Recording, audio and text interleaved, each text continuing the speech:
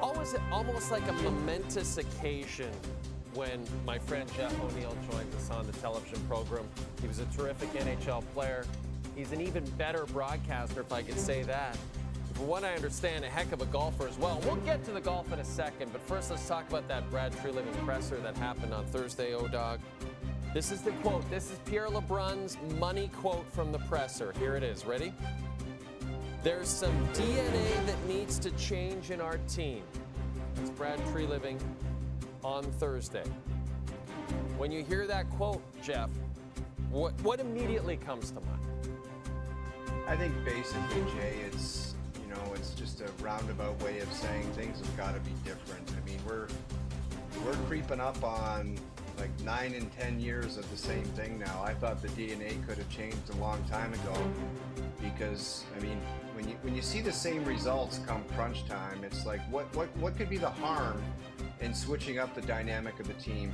I do understand with money and salary cap, it's difficult. You just don't pull players off a tree and insert them in your lineup.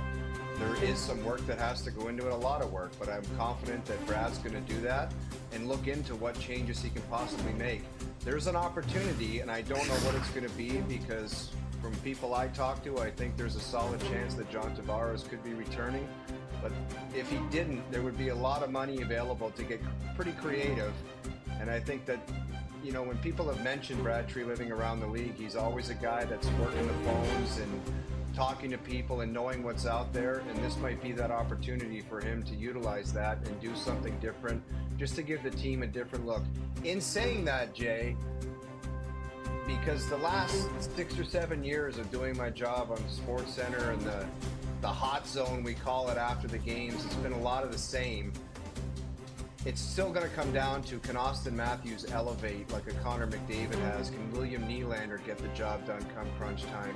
Can they have solid goaltending? So a lot can be different, but we'll still return to the same topics come the end of the season when it does ultimately end. If it does end early, like it has in the past, can those guys get it done? Because as you're seeing with the teams that are advancing, like you look at the Florida Panthers, possibly the Edmonton Oilers, it's the usual suspect that get the job done for those guys. There's just something different about them that this time of year they elevate and they get to an emotional kind of commitment and desire to get things done, and they do it. So some things can be different, but at the end of the day, it's going to come down to some of the same elements. Jeff, I want to read you another quote, but first, let's talk about the fact that Brad Treliving was very complimentary of Mitch Marner on Thursday. He was also, however, Jeff, non-committal regarding whether or not Marner would be offered a contract. So based on how Marner has spoken since the season ended, and based on the fact that Treliving was non-committal about offering a contract, does it seem inevitable to you, Jeff, that this partnership will come to an end soon? Well, first of all, being complimentary of Mitch Marner is an easy thing to do. He's one of the best players in the world. He's a 100-point guy. He's a Selke nominee. He plays in all situations, and there's no reason not to compliment Mitch Marner. And as far as Mitch Marner wanting to leave, I can understand that too. I don't live that far from him, and I've heard some stories just about what people in this city have attempted to do or wanted to do and even done. So for him, why would he want to put up with that? Because I think it's disgusting, to be quite honest with you. And that's a part of the change. When, you know, as valuable as he is, he's been a part of a team, and it just so happens that he's the one whose contract is over.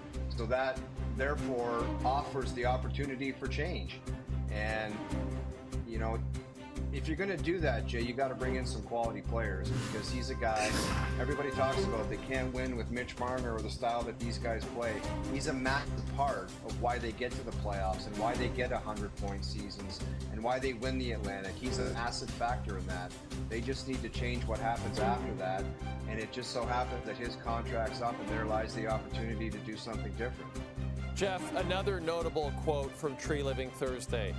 Champions have the ability to be at their very best when it matters most. Do you see that as somewhat of a shot across the bow at Matthews, Marner, Nylander, Tavares, and Riley, and their excellent regular seasons compared to their perhaps not so excellent postseason?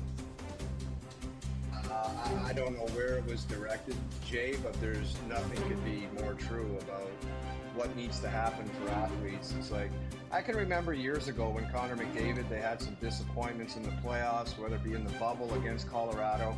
And there was one series against the LA Kings where it just seemed like he realized that this is not just about being skilled or people like us calling him the best player in the world. I think he had an understanding that that just wasn't good enough come playoff time. There's even more for him to give.